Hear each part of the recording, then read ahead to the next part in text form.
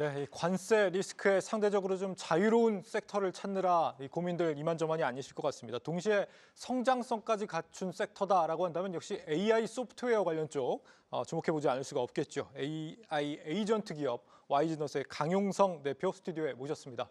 대표님 어서 오세요. 네, 고맙습니다. 안녕하세요. 참 좋은 날에 모셨어야 되는데 참 좋지 않은 타이밍에 모시게 됐습니다.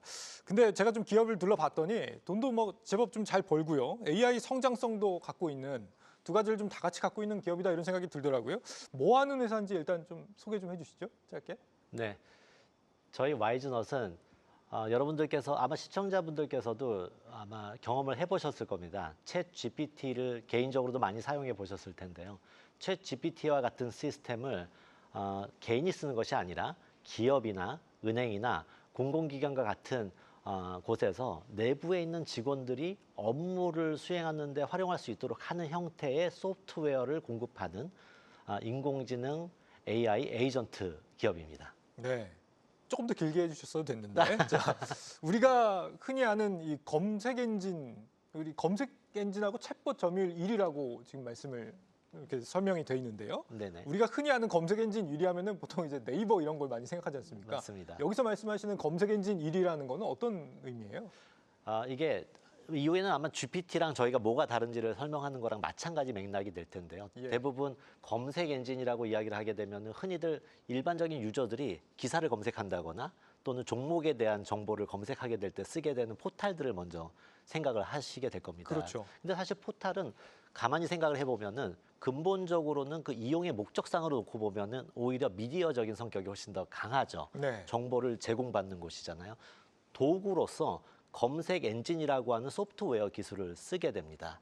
마찬가지로 저희가 갖고 있는 기술은 그런 검색 포탈에 쓰고 있는 검색 엔진, 검색 기술을 동일하게 만들어 놓고 저희가 직접 미디어적으로 이걸 만드는 것이 아니라 누군가, 예를 들자면 환경 TV에 기사를 포탈처럼 서비스하고 싶다라고 하게 되면은 저희 엔진을 환경 뉴스 포탈에 적용하게 되는 케이스가 되는 거죠. 이런 것처럼 특정 목적에 맞춰서 기업의 내부에 또 쓰여지는 케이스가 된다고 하는 것처럼 예. 특별한 목적용으로 만드는 검색 엔진을 기존에 있었던 구글이라거나 뭐 이런 검색 엔진과 달리 기업용 검색 엔진이라고 정의를 하게 되고요. 기업용 검색 엔진. 네, 그 소프트웨어 마켓에 있어서 이제 국내 시장 점유율 몇 %를 갖고 있느냐? 네. 저희 회사가 공공기관에서 통계를 발표하는 것에 따르면 한 66% 정도의 마켓쉐어를 가지고 있는 그런 기업입니다. 거의 절대적인 지배율을 갖고 계시네요. 네, 그리고 LLM이나 인공지능 기술을 지금 저희 검색과 어떤 관계가 있는가라고 이야기를 하게 되면은 LLM이 Large Language Model이지 않습니까? 네. 그러니까 언어 모델이라고 하는 이 기술 자체가 이 기술의 생성형 인공지능 기술의 핵심 알고리즘입니다. 근데 검색 엔진, 챗봇, 텍스트 마이닝 이 근간 기술이 다 언어 처리를 다 다루고 있는 기술이기 때문에 예. 저희 와이즈너스 이런 언어 처리 기술을 기반으로 해서 25년 동안 사업을 영위해 오고 있는 그런 기업입니다. 예, 검색 엔진과 챗봇을 기반으로 사업을 B2B로 해오시다가 네네. 최근에 이제 AI 에이전트로 확장하고 있는 그런 모습이라고 볼 수 있겠는데 이 1위라고 하는 측면에서 봤을 때 다른 이 경쟁사들도 많이 계실 거 아닙니까? 맞습니다. 뭐가 핵심적인 경쟁력이시길래 1위를 하고 계신 거라고 보세요? 가장 중요한 것은 기술 기업은 기술이 가장 중요하다고 봅니다.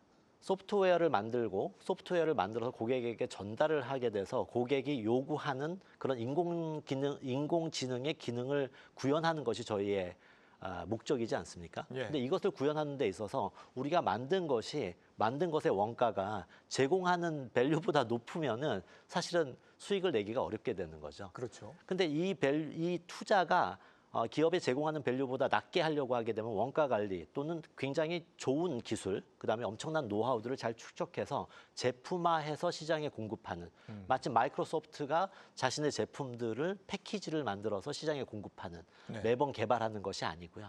이런 기술력을 가지고 있어야만이 수익을 만들어낼 수 있다라고 저희 생각하고 있습니다.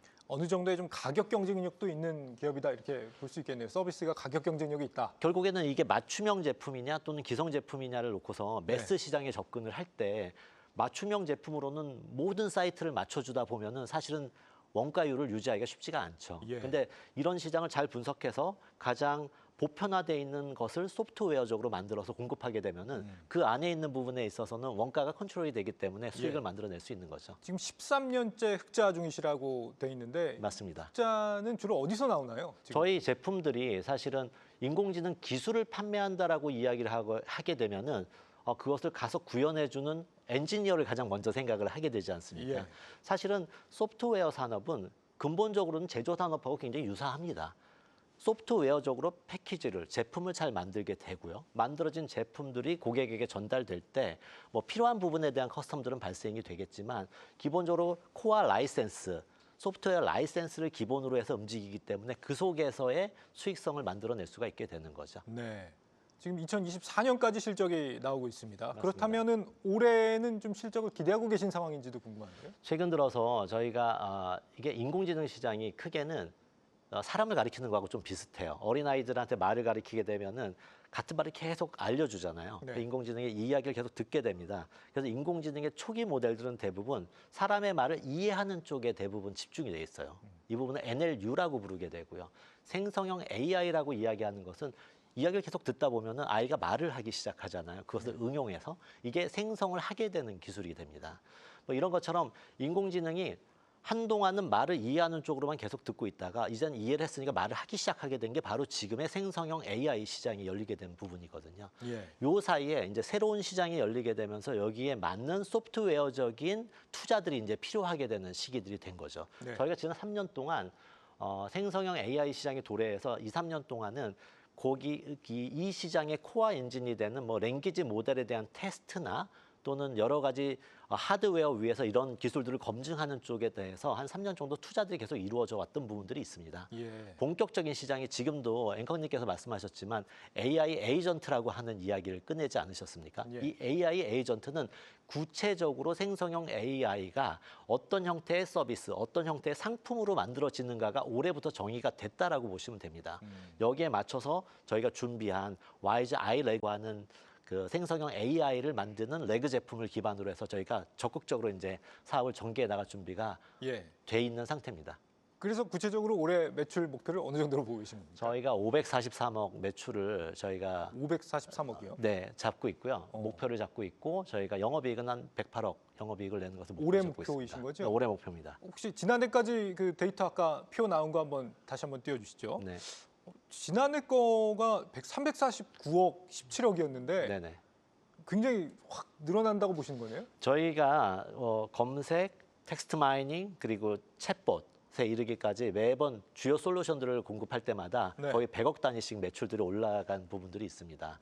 저희가 지난 3년 동안 집중적으로 투자해온 제품 자체가 AI 에이전트 플랫폼이라고 하는 저희 제품이 되고요. 네. 와이즈 아이레그를 기반으로 한 제품입니다. 이 제품을 기반으로 해서 시장에 뛰어들게 되면은 또 이 규모가 굉장히 큰 사업들이에요. 단위 사업들이. 그래서 이 사업들 기반으로 해서 저희가 한 10개에서 한 20개 정도 의 프로젝트를 저희가 수주하게 되면은 좀 오거닉하게 저희가 500억대로 진입할 수 있게 될 거라고 보고 있고요. 지금 이미 순항 중이십니까? 체감하실 저희가 뭐 여러 가지 지금 외부적인 경제 요인들이 예. 녹록치 않고 투자 여건들이 녹록치 않지만 유일하게 투자들이 준비가 되고 있고 사실은 유일하게 사업들이 진행되고 있는 곳이 바로 이 AI 시장입니다. 그래서 그렇군요. 차근차근히 저희가 준비를 하고 있고요. 비록 여러 가지 외부의 경제적인 리스크가 존재를 하고 있다라고 하더라도 AI는 선택이 아닙니다. 정부가 됐든 또는 뭐 기업이 됐든 이 AI를 반드시 적용해야 되는 것이 기업의 생존 또는 공공기관의 어떤 목적 이런 것들을 달성할 수 있는 가장 기본이 되기 때문에 예. 사실은 이쪽에 대한 투자들은 계속적으로 계획들이 다 이루어지고 있어서 뭐 시기적으로는 조금 뭐 저희가 계획을 좀 잡고 있지만 뭐 저희가 생각하는 여러 가지 뭐 예상되는 사업들 이런 것들은 차근차근 준비가 돼가고 있다고 저희 보고 있습니다. 여기서 살짝 대표님께 궁금한 게 작년 데이터를 보니까 네. 작년 영업이익은 17억 원으로 좀 크게 줄어든 걸로 나오는데 맞습니다. 이거는 어떻게 제가 했어요? 말씀드리지만 3년 동안 저희가 제품 준비를 하고 있었다라고 말씀드린 거고요. 예. 생성형 AI 또는 인공지능 기업들이 대부분 적자를 대부분 보고 있는 이유가 투자들을 굉장히 적극적으로 하고 있는 부분들이 있습니다. 저희 회사는 인공지능 제품들 중에서도 계속적으로 수익을 낼 수 있는 부분들에 대해서는 계속적으로 저희가 사업을 확대를 해왔었고요. 네. 작년까지도. 근데 이제 생성형 AI를 위한 저희 와이즈 아이레그 쪽에 투자되고 있었던 제품을 새로 출시하기 위한 R&D, 그다음 제품 개발에 대한 뭐 하드웨어 투자 또는 연구원들에 대한 투자들이 지난 2, 3년 동안에 100억이 넘게 저희가 투자를 쭉 해온 부분들이 있습니다. 예. 뭐 이런 부분들이 저희 영업이익에 조금 영향을 준 부분이 있지만 뭐 이건 새 사업으로 또 더 점프를 하기 위한 투자였다라고 저희 말씀드릴 수가 있겠습니다. 고객사가 상당히 많습니다. 5,500개사가 고객사라고 하시고 진출해 있는 나라도 10개국이나 된다. 우리가 혹시 알만한 기업이 있습니까? 고객사 중에. 우선 생성형 AI 저희가 최근 역수들 한번 말씀을 드리면 저희가 올해 본격적으로 사업하고 있는 와이즈 아이레그를 기반으로 한 AI 에이전트 플랫폼은 도로공사가 저희 대표적인 레퍼런스입니다. 가장 최근에 저희가 사업 완료를 했고요. 지금 네. 광주은행이 계약을 해서 지금 사업이 진행돼 가고 있고 뭐 한정 KPS나 그다음에 고용정보원 같은 곳에서 저희가 이미 사업들을 끝을 냈습니다. 그 외에 저희가 36개 정도의 POC들, 뭐 POC나 일부 사업들을 저희가 완료를 한 상태가 되고요. 이것들은 이제 본 사업들이 이제 올해 예상이 되고 있어서 저희가 반드시 좋은 결과, 사업 결과를 만들어내려고 준비를 해 나가고 있고요. 예. 그 외에 5천여 고객이 넘는 곳들은 아마 대부분 공공기관이나 금융기관에서 이렇게 뭐 검색을 하신다거나 뭔가를 찾아본다거나 하실 때 썼던 또는 쇼핑몰 등에서 뭔가를 찾아보시거나 하실 때 썼던 제품, 그 네. 소프트웨어가 저희 와이즈너 제품이라고 생각하시면 거의 거의 대부분이라고 생각하시면 될 것 같고요. 그다음에 저희가 500개가 넘는 챗봇 레퍼런스를 저희가 가지고 있습니다. 예. 그래서 뭐 신한은행이라거나 뭐 금융권에서 신한라이프라거나 뭐 이런 뭐 금융기관 또는 병무청 뭐 이런 곳들에서 저희 제품들을 다수 사용을 하고 있습니다. 네. 해외는 주로 뭐 어디와 저희가 하고 있습니까? 해외 사업은 주로 일본 쪽을 중심으로 사업을 하고 있는데요. 저희가 지사를 직접 나가서 하는 사업의 구조는 아니고요. 일본 같은 경우에는 히다치가 저희 리셀러를 하고 있습니다. 히다치나 뭐 웰스턴 뭐 이런 몇몇 회사들이 저희 리셀러를 하고 있고요. 예. 일본의 대표적인 레퍼런스는 타워 레코드라고 혹시 뭐 네. 아실지 모르겠지만 뭐 도서하고 음반을 판매하고 있는 포탈입니다. 여기에 검색이 저희 엔진입니다. 그래서 저희 레퍼런스가 돼서 뭐 이 레퍼런스를 기반으로 해서 본격적으로 일본 사업을 올해 조금 해외 사업 중에서는 첫 번째로 좀 집중하려고 준비를 해 나가고 있습니다. 혹시 아랍에미리트 쪽도 뭐 네, 하시는 아랍에미레이트의 이제 원전 쪽에 예. ERP가 있는데 그 ERP의 검색 엔진이 다 저희 겁니다. 네, 그래서 이미 그쪽에 검색 엔진이요. 네, 그게 사실은 과거에 이제 원전 수출이 이루어졌던 시기에 한수원이 원전을 수출하게 됐을 때 SAP ERP가 따라서 이제 예, 나가게 됐는데 그 SAP ERP의 검색 엔진이 저희 제품이었습니다. 그래서 자연스럽게 원전 수출에 따라서 저희 엔진도 같이 판매가 됐던 케이스가 되고요. 뭐 기타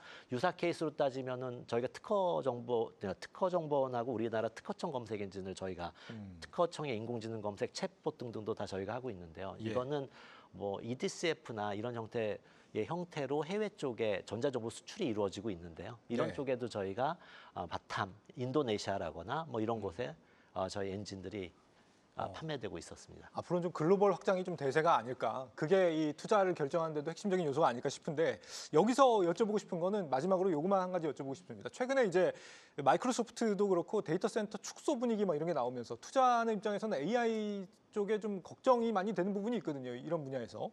이런 분위기에 대해서는 어떻게 좀 평가를 하시겠어요? 저는 이제 앞에서 말씀드린 것처럼 시장이 이제 준비가 돼가고 있다라고 오히려 생각합니다.